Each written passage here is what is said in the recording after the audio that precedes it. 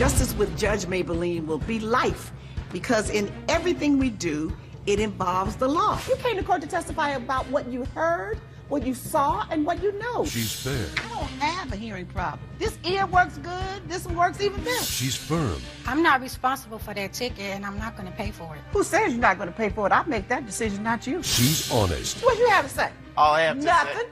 say. This is Justice with Judge Mablean. Jamie O'Neill is suing Hassan Lamaji in the amount of $2,746.60. She claims her designer purse was destroyed while dining at the defendant's hookah bar. Mr. Lamaji alleges the plaintiff was drunk and is countersuing for her skipping out on her bill. The matter of Jamie O'Neill versus Hassan Lamaji, suing for $2,746. The plaintiff is, and a countersuit by the defendant for $150.98. Tell me what's going on, Ms. O'Neill. Well, Your Honor, what happened was we were at the club, me and my friends. We went to the club, had a great time, and I was telling them about this hookah spot where we can get some food and, you know, smoke hookah. So we went to this spot. It's like right around the corner from my house. And we went there. As soon as we walked in the door, it took them 40 minutes, first of all, to even come seat us. So we were a little frustrated with that, you know. And so we were getting ready to walk out the door. And then they come say, hey, you know, well, we're getting ready to seat you guys. Where are you guys going? So then they seat us. Okay, fine, we'll stay. So how many people were with you? I had 8 people with me. And you had come from a club? Yes. And you had been drinking at the club? Yeah, I mean, I only had one drink, but, you know, they had been drinking. But, okay. And now you're going to the hookah spot to smoke hookah and get some food. What, yes, for the sake of those who may not know, what is hookah? I mean, it's just a little, it's basically cigarettes times 10, Your Honor. I mean, it's basically the same thing. It feels really good, you know. So it's like got that minty flavor. It's just, it's but not how's even it smoked? Serious. It smokes through a tube, you know, and has the water on the bottom of it, and has coal at the top, you know, and it kind of the heat at the top puts the menthol through it, you know, and it's and you smoke it through a pipe, right? Yeah. Okay. So you went into the bar, waited 40 minutes to be seated? 40 minutes to be seated. I mean, so it you was were like, already frustrated, right? Yeah, exactly, because we looked around and there's only like 3 people in the entire restaurant. So what happened? So how did we get to $2,000-something? Well, what happened was we go in, we sit down, we're waiting for, you know, our order. The order was wrong. Everything was wrong. The waiter basically had an attitude. I don't know what was going on with him because he's waited on me before. He's never acted this bad. But he had an attitude, and we sent the food back. When we sent the food back... We, all 8 of you? Yeah, because everything was wrong. My food wasn't cooked all the way. And then he gave my order to someone else and then didn't even bring half the order. Let me hear from you, Yes, Your Honor. Mr. Lamaji. I've been, you know, taking care of Miss O'Neill and all her friends. All this time they're coming to my restaurant, being loud, making noise, drinking. I've told them thousands of times you can't... They come to your restaurant drinking? Yeah. As far as California state laws say, you cannot drink inside a hookah lounge. I told them hundreds of times. Every time they come, they drink, they're loud. So they bring their own alcohol? They bring their own alcohol. This time I told them, and I also told my... my waiter here that he has to tell them also, you cannot drink here. I told them numerous times. We did not drink in the place. You were drinking inside my restaurant. Okay, well, let me ask you this. They waited 40 minutes, they said, to be seated. Were you there?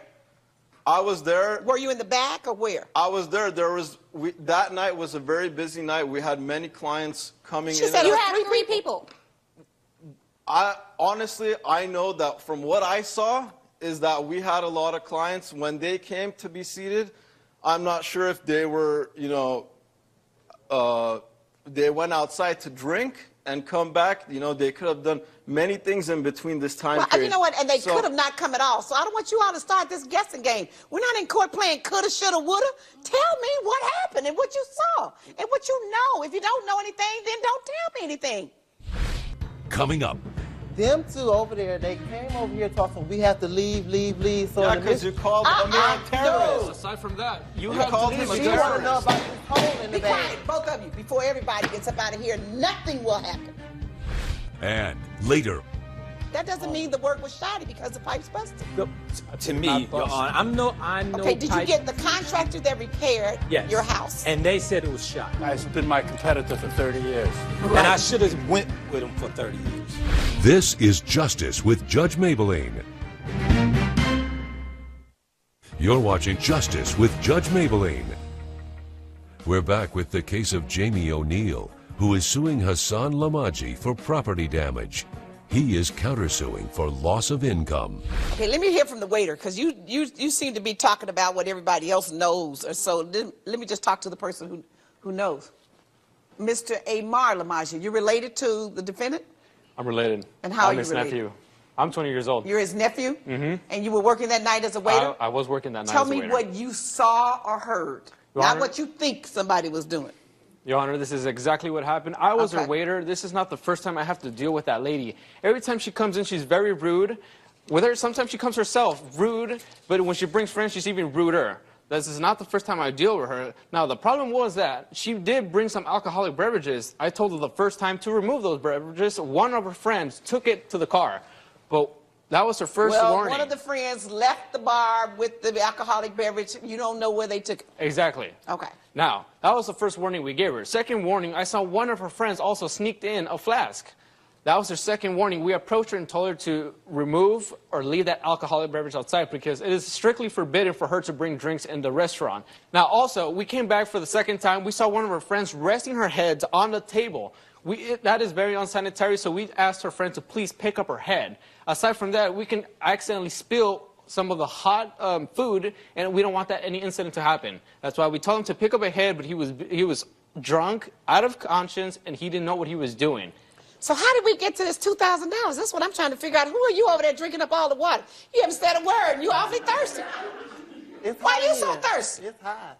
Well, you get up and send me hear what you have to say. What's your name? Chad Miller.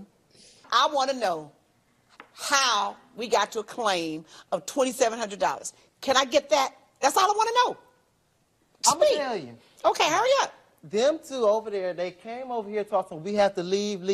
So Yeah, because you called Amir a terrorist. Aside from that, you You have to called leave him a She because want to know about this hole in the Be bag. quiet, both of you. Before everybody gets up out of here, nothing will happen.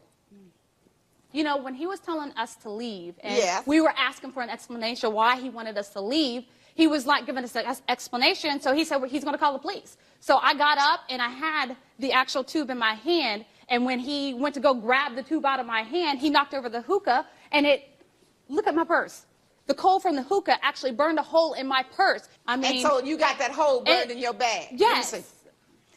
Now, he says it's because, you say it's because he told you all to leave. Now, were you drinking? Did you have alcoholic beverages in there?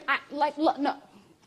We did have a bottle. Uh-oh, Just- uh-oh, Because, uh-oh. no, Your Honor, we didn't know. She said no, you said yeah. We didn't know the Gotcha. rules. We didn't know the rules because some She hookah knew the bars- rules. She go there all the time. Well, this is my first time. So I brought my I own didn't bring bottle. the bottle. He brought it. I did. didn't. But it's a neighborhood bar that you go to. Some hookah bars you can no, bring no, no. alcohol. She said it's near her house. Right. She frequents it. So Right. she knows the rule. Yeah, you but I went didn't to even Hush. know. I didn't You know went there about with her friend, with your friends. You knew you all that, but you don't tell me you didn't know they had alcohol. Cut it out. I didn't know he brought it in with him. Oh. I did not know. And you say, how did it happen? They were both, and her party, both of them were drunk and belligerent out of their minds. And when she got up, she was having a little scuffle with her friends and arguing with my nephew here. She got up, and guess what happened? She yanked the hookah. It has a hose. She yanked the hose out, and the charcoal fell 'Cause I'm that exactly on strong. her purse and burned her own purse. She burned So her you own say purse. it was her fault that she yanked it out. Yeah, she yanked Okay, it I out. bet. Watch this third version. What you say? Me? Yeah, how The did it reason happen? I saw her pulling the tug, and the thing fell down and fell on her purse. And what you say? He was just leave. In the midst of him trying to shoo us out, he knocked the thing over and burnt us to leave the old So bag. two over here say they caused it. Two over here say they caused it. Okay, what about the $150? What's that all about? She ordered food for 7 of her Oh, of that's her the guests. food bill that was not paid. Yeah, she didn't pay the food bill. She left, and How can you pay? You push us out. We didn't even get to eat it. How are we going to pay for something we don't get We to gave eat? you That's the not right. receipt. you That's not dropped, right. That's not right. you dropped the coal on the ground. I think the fault lies with both of you. I don't believe either of your stories. I don't believe that it was the defendant's fault. I believe that it was your own conduct that caused this bag to get burned. And you didn't pay the bill, so they kicked you out, you didn't pay the bill. But when you walk into a place, you're drunk, you got 8 people, you're causing a commotion, you're violating the rules, and you're going to... It wasn't like that, Your It Honor. was. I had one long line. My order is for the defendant. All rise. Judge Mablean has ruled in favor of the defendant. The plaintiff is ordered to pay $150.98. I can't believe you got away without paying for this purse. That's not right. You know what, lady? I'm not responsible for that. That's on you. Coming up, Did you get the contractor that repaired Yes. your house? And they said it was shot. Where is the written documentation Oh, that it was word of shoddy mouth, paperwork? Your Honor. That guy's been my competitor for 30 years. And I should have went with him for 30 years. Justice with Judge Mablean. You're watching Justice with Judge Mablean. Horace McKenna is suing business owner Greg Rizzuti in the amount of $8,899. He says faulty plumbing installed by the defendant ruined his bathroom and his daughter's wedding dress. Mr. Rizzuti claims the plaintiff didn't maintain his pipes and therefore voided the warranty. The matter of Horace McKenna versus Greg Rizzuti. Tell me what's going on, Mr. McKenna.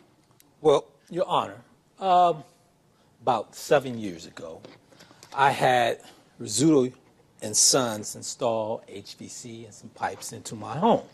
The day of the occurrence, my lovely daughter here and my wife, they went out to go shopping for a wedding dress. Come home, they're excited, we're all happy, elated. My daughter, she goes upstairs, hang the wedding dress in the bathroom. All of a sudden, after a while go by, I heard this unusual sound come from upstairs. We run upstairs to go see what happened, and lo and behold, on the floor was the wedding gown, destroyed from the wet drywall and the wallpaper. Destroyed the gown from the busted pipes that Mr. Rizzuti and his company installed in my home. And I'm here because he should stand behind this shoddy work. What do you have to say about that, Mr. Rizzuti? Well, what I have to say is that Mr. McKenna's story, just like his wall, is entirely does not hold water. Woo. He doesn't understand what happened. I've been that. in this business for 30 years, 15 years with my dad, and he turned it over to me 15 years ago. I know what I'm doing, and I can explain to you precisely what happened here. Well, there help me was out. no busted pipe. What happened? What happened was that in every furnace you have condensation, and there's a condensation pipe that drains that away. That pipe is not connected to any water source. It just guides the water down. You have to keep that pipe clean. Coming up, Did you get the contractor that repaired Yes. your house? And they said it was shot. Where is the written documentation? Oh, that it was word shoddy of mouth, paperwork? Your Honor. It was Word of mouth? Yes. That guy's been my competitor for 30 years. And I should have went with him for 30 years. you're watching Justice with Judge Mablean. We're back with the case of Horace McKenna, who is suing Greg Rizzuti for professional negligence. Let me ask you this. Did Mr. Rizzuti advise you to maintain the furnace? He did. And Did he say how often you should do that? Yes, he did, Your What did Honor. he Offered him say? a contract. He asked me if I wanted to purchase I got a you. Maintenance warranty. contract. And I said no, because the last guy who came out, Your Honor, spent 5 minutes and left. That's and I all didn't it want to takes, throw by the way. $125 away every year for nothing. What would be required for him to maintain it? What happened was that condensation pipe gets plugged up with dirt, and then the water backs up, and the water backs up, and it sits there, and it sits there. I'm guessing that water was sitting in his wall and in his ceiling probably for a couple of years. If the pipe gets plugged, the water backs up. After 3 years, that water is going to sit there, and it's going to melt the drywall, and eventually it's going to break through, and it's going to smell. So I still don't understand why you take a beautiful $1,199 dress and you hang it up in a mildewy, smelly bathroom? What the hell is I'm that? going to ask him, did you smell any mildew in the bathroom? No smell. Let me talk to your daughter, because I'm very curious. Why did you choose to hang it in the bathroom? You got a 6-bedroom house, and this is your wedding gown. Why the bathroom? Well, the bathroom is a place that it was large enough. I had immediately ran upstairs and I went to the bathroom. So I was like, okay, it's not a problem for me to hang it in there. The bathroom looked really fine. You know, there's never been an issue. I shouldn't have to expect that if I'm going to leave it in a place that's in our property, I didn't say something that, should but happen. you know that in a bathroom, the water wasn't on or anything. but you know I hung that it on a there's hook. always a chance that a pipe may bust. Let me see that gown. I want to see this $1,199. What did it really cost? It was dirt plugging up. What did That's the it. gown cost undiscounted? The full price was $8,575.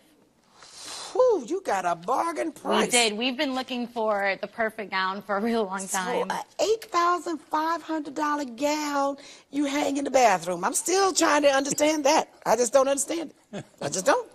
And this is what it looked like after the fact. Yeah. Your Honor, Mr. McKenna is trying to shift responsibility. I got this. So you say the work was shoddy. I will say the work was shoddy. And tell me what was shoddy about it. How will the pipes bust, Your Honor? I This don't know, doesn't but, happen. But if you tell me the work is shoddy, you Yes, got to because prove the to me. pipes busted and caused damage to my That doesn't home. mean the work was shoddy because the pipes busted. To did me, not Your bust. Honor, I'm no Okay, did you get the contractor that repaired Yes. your house? And they said it was shoddy. Where's the written documentation? Oh, that it was word shoddy of mouth, paperwork? Your Honor. It was Word of mouth? Yes. That guy's been my competitor for 30 years. And I should have went with him for 30 years. Judge Mablean's verdict when Justice with Judge Mablean returns. You're watching Justice with Judge Mablean. Let me tell you something, Mr. McKenna.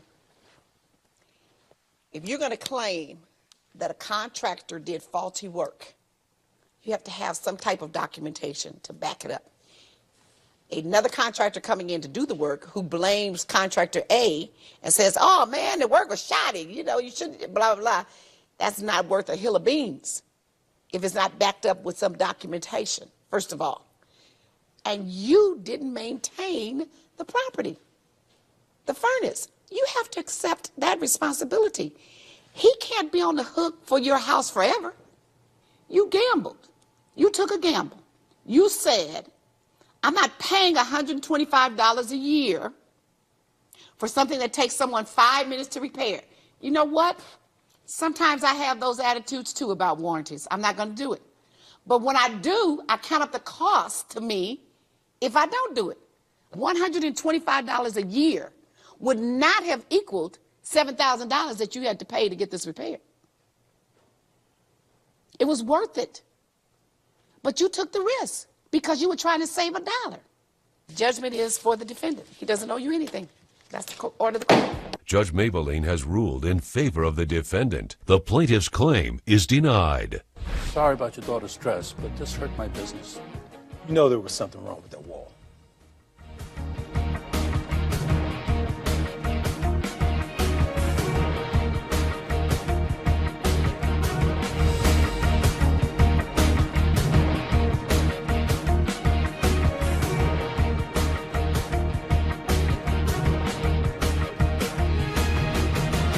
This has been a production of